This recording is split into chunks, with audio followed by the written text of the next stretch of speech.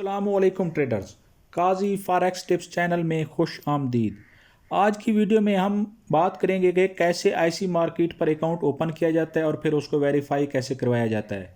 क्योंकि अक्सर लोग यहाँ पे वेरिफिकेशन पे आके जो है ना फंस जाते हैं, वेरीफाई उनसे अकाउंट नहीं होता। क्योंकि जो टॉप क्लास रेगुलेटेड ब्रोकर होते हैं उनका वेरिफिकेशन वैसे भी डिफ़िकल्ट होती है, लेकिन एक आम ब्रोकर जो होता है उस पर तो आप सिर्फ आईडी कार्ड डालें तो वो वेरीफाई कर देते हैं। लेकिन यहाँ आपको सबसे बड़ा मसला एड्रेस वेरिफिकेशन का होता है, तो आज इस पे बात करेंगे। लेकिन उससे पहले मैं एक बात आपको बता देना चाहूँ कि अगर आप फॉरेक्स में हैं और पैसा कमाना चाहते हैं तो उसके लिए आपके पास अच्छे ब्रोकर का होना ज़रूरी है। क्योंकि अगर आपका ब्रोकर अच्छा नहीं है तो आप किसी भी प्रॉफिटेबल स्ट्रेटेजी से प्रॉफिट बहुत मुश्किल से ले सकेंगे। क्योंकि ब्रोकर आपके साथ ऐसे अंदाज में धोखा करता है कि आपको अंदाज़ा ही नहीं होता कि आपके साथ धोखा किया जा रहा है। बाज़ औक़ात वो स्प्रेड हाई कर देते हैं, बाज़ औक़ात आप आर्डर लगाना चाहें आपका आर्डर नहीं लगता, वहाँ पे रिकॉर्ड हो जाता है।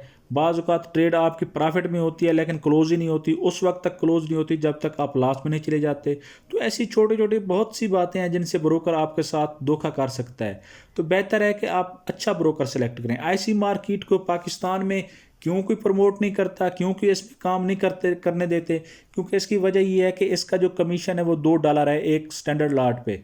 तो ऐसे उन लोगों का जो खाते ही कमीशन है तो उनका साफ ज़ाहिर है इस $2 से तो गुजारा नहीं होने वाला, तो वो इसलिए रिकमेंड भी नहीं करते। दूसरी जो इसकी बड़ी वजह थी, पाकिस्तान में जो हमारी डिपॉजिट की शर्त थी कि $200 से कम जो है ना डिपॉजिट नहीं होता था आईसी मार्केट में, तो इस वजह से भी लोग इससे दूर थे। लेकिन अब ऐसी कोई बात नहीं है, आप $1 से भी आप जो है ना डिपॉजिट कर सकते हैं अपना अकाउंट के ज़रिए।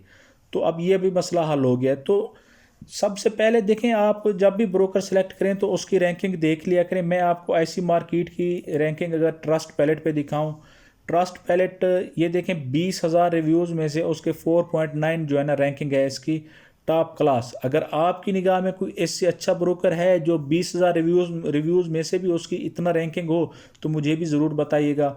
इसी तरह दूसरी जो मोतबर वेबसाइट है वो है विकी एफएक्स। अगर विकी एफएक्स पे जाएं तो यहाँ से जब जैसी आप वेबसाइट ओपन करेंगे तो सबसे पहले आपको आईसी मार्केट ही नज़र आएगा।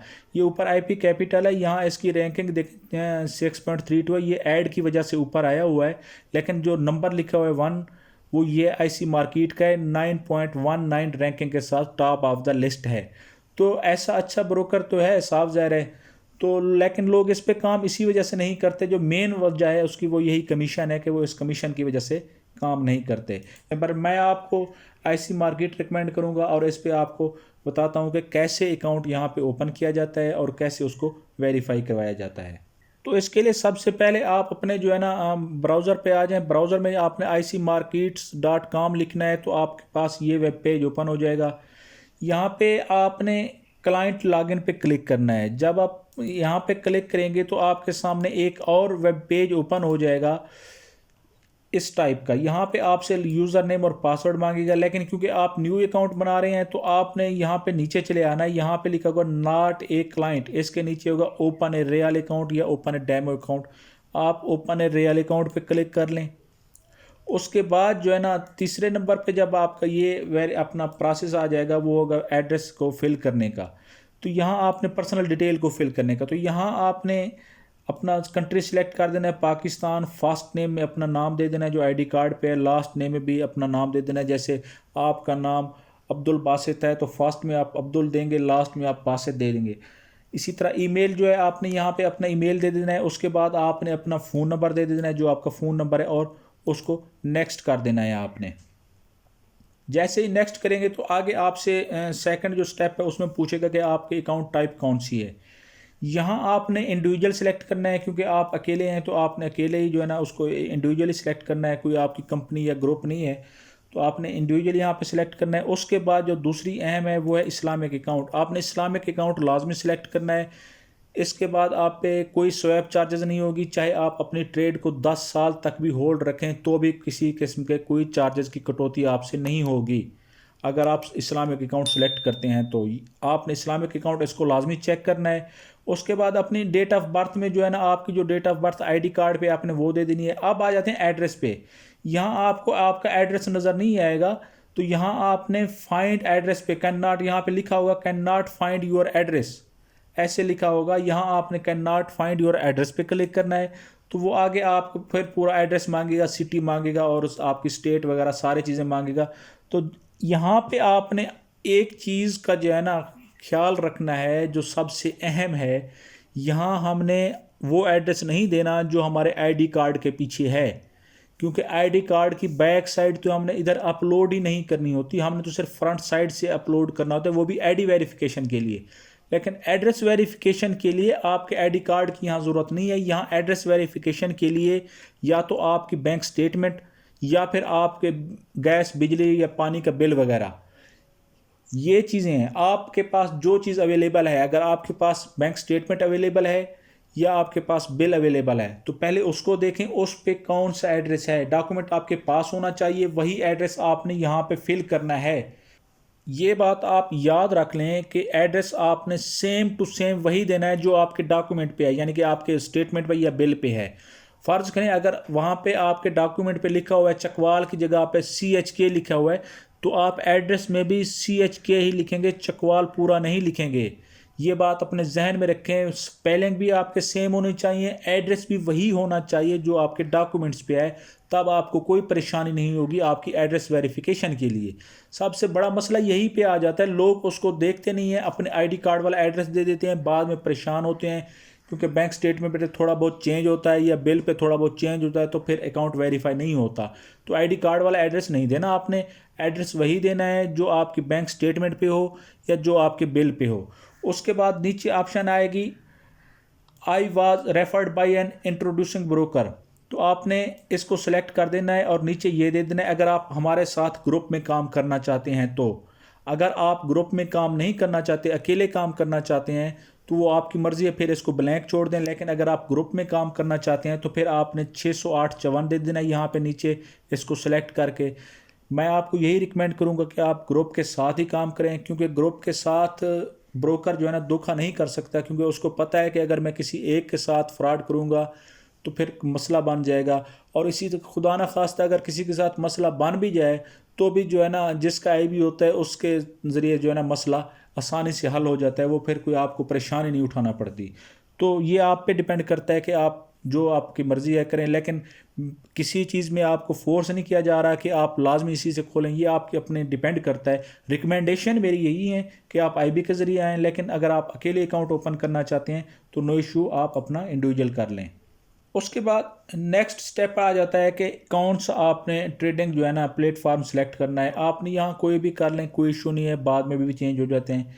मैं यहाँ MT5 कर देता हूँ, MT5 क्योंकि MT4 से एडवांस है, तो इसलिए मैं इसको ही रिकमेंड करूँगा कि आप भी MT5 ही करें। आगे है अकाउंट टाइप, एक है स्टैंडर्ड अकाउंट टाइप, एक है रॉ स्प्रेड अकाउंट। तो इन दोनों में से आपने कौन सा सिलेक्ट करना है। देखें अगर आप स्कैल्पिंग करते हैं, 5-10 मिनट ट्रेड को होल्ड करते हैं और निकल जाते हैं मार्केट में से, तो फिर आप रॉ स्प्रेड अकाउंट सेलेक्ट करें। रॉ स्प्रेड पे ये होगा कि आपका स्प्रेड तो कम होगा, ज़ीरो तो नहीं होगा, बिल्कुल कम होगा, काफ़ी कम होगा, लेकिन आपका $7 जो है ना कमीशन आपसे चार्ज होगा पर स्टैंडर्ड लॉट का। जब आप ट्रेड ओपन करेंगे तो ऑटोमेटिक कमीशन भी चार्ज हो जाएगा। लेकिन जो स्टैंडर्ड अकाउंट है उस पर कमीशन कोई नहीं होगा, पिप्स जो है ना, स्प्रेड जो है ना, वो उसके थोड़े पिप्स ज़्यादा होंगे। यानी कि जिस तरह अगर यहाँ पे यूरो USD का स्प्रेड रॉ अकाउंट में आपको 0.1 मिल रहा है, तो वहाँ पे आपको मिलेगा 0.6 या 0.7 स्टैंडर्ड अकाउंट पे।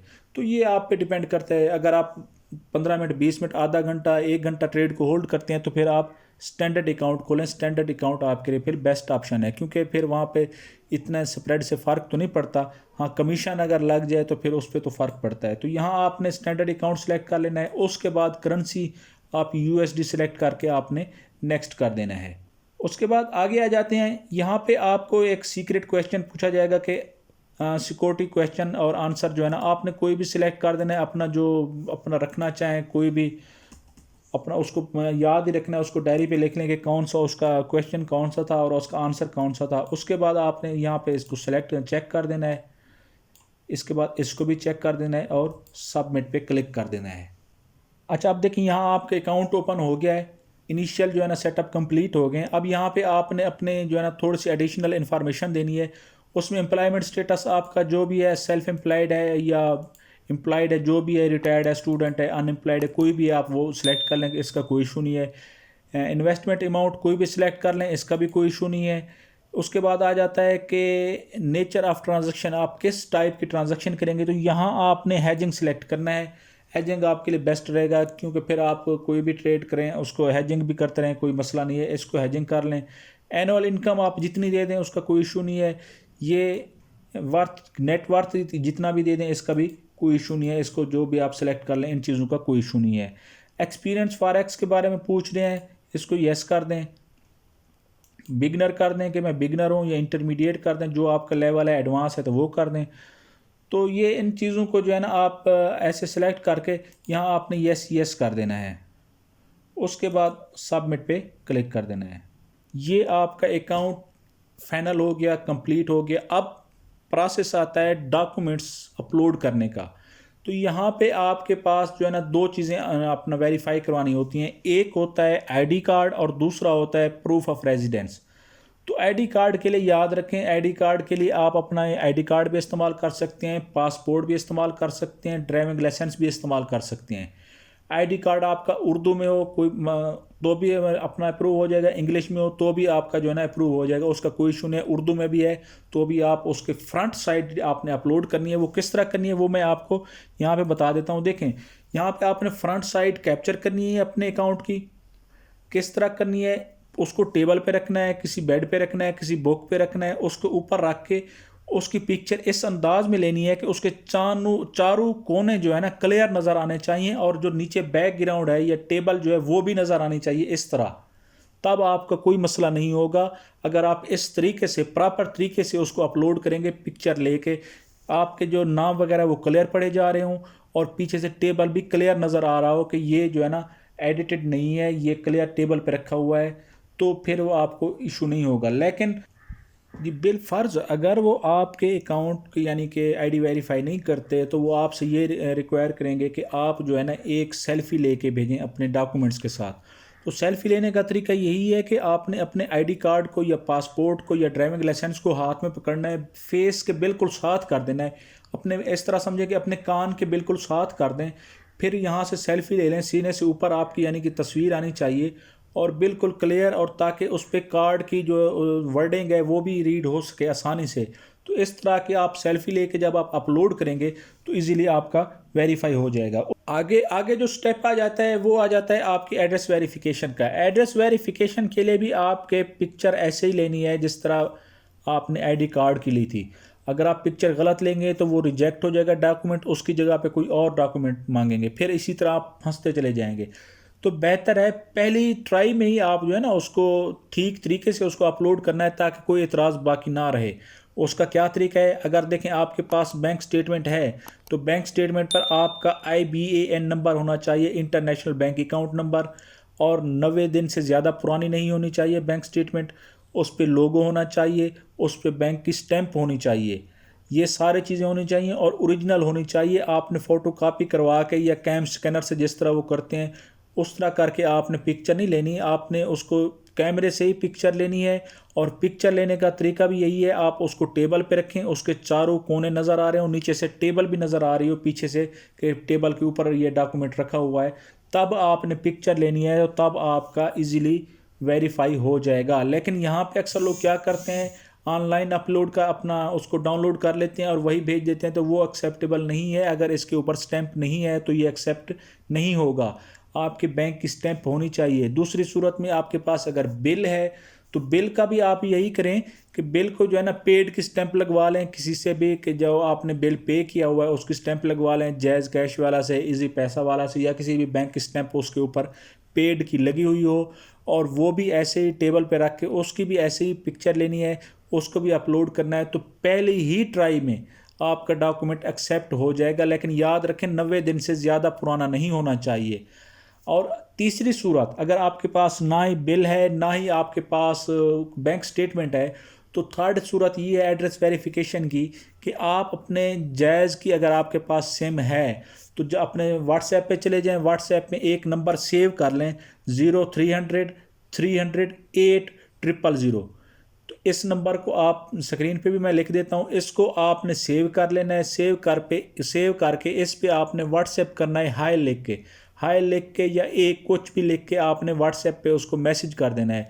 तो आपको जो रिप्लाई आएगा वो इस तरह का रिप्लाई आएगा। यहाँ आपके पास एक ऑप्शन होंगी कि आप कौन सी ऑप्शन सिलेक्ट करना चाहते हैं। यहाँ आपने 8 को सिलेक्ट करना है, टैक्स सर्टिफिकेट को आपने अपना टैक्स सर्टिफिकेट मंगवाना है उनसे। तो जैसे ही आप रिप्लाई करेंगे विदिन 1 या 2 मिनट आपको जो है ना टैक्स सर्टिफिकेट आपको मिल जाएगा। टैक्स सर्टिफिकेट निकाल के आपने डॉक्यूमेंट्स में होगा, पीडीएफ में होगा, उसका आपने प्रिंट निकालना है। प्रिंट निकलवा के कलर्ड प्रिंट होना चाहिए। प्रिंट निकलवा के आप उसको किसी भी जैज़ फ्रेंचाइज से, जैज़ सर्विस सेंटर वाले से या जैज़ शॉप से कहीं से भी स्टैंप लगवा लेनी है। जैज़ वालों की स्टैंप लगवा के उसको भी सेम आप इसी तरह अपलोड कर सकते हैं। ये तीनों ऑप्शंस आपके पास अवेलेबल हैं। सारे एड्रेस वेरिफिकेशन के लिए जो भी डॉक्यूमेंट अपलोड करें वो 90 डेज़ से ज़्यादा ओल्ड नहीं होना चाहिए, 90 दिन से ज़्यादा पुराना नहीं होना चाहिए। और जिस तरह पिक्चर मैंने बताई है आपने ऐसे ही लेनी है, तो पहले ही ट्राई में आपका जो है ना अकाउंट वेरीफाई हो जाएगा, कोई आपको मसला नहीं होगा। तो ये तो थी आईसी मार्केट के हवाले से वेरिफिकेशंस की टिप, उस पर अकाउंट ओपन करने का तरीका और वेरिफिकेशंस की टिप। तो आपने इनको जो है ना टिप्स को फॉलो करते हुए अकाउंट ओपन करना है, इंशाल्लाह कोई इशू नहीं होगा। मज़ीद आप मुझसे व्हाट्सएप पर रब्ता कर सकते हैं गाइडलाइन के लिए। अगर कोई इशू आ रहा है तो आप मुझसे व्हाट्सएप पर रब्ता करें, इंशाल्लाह मैं आपको भरपूर तरीके से गाइड करने की कोशिश करूँगा। इंशाल्लाह नेक्स्ट वीडियो में मैं आपको एक और वीडियो भी बना दूंगा, इस पे डिपॉजिट और विदड्रा कैसे करना है ऐसी मार्केट पे, उस पर भी मैं एक डिटेल के साथ इंशाल्लाह वीडियो बना दूंगा ताकि आपको कोई परेशानी ना हो। मिलते हैं नेक्स्ट वीडियो में। Thank you. अल्लाह हाफिज़।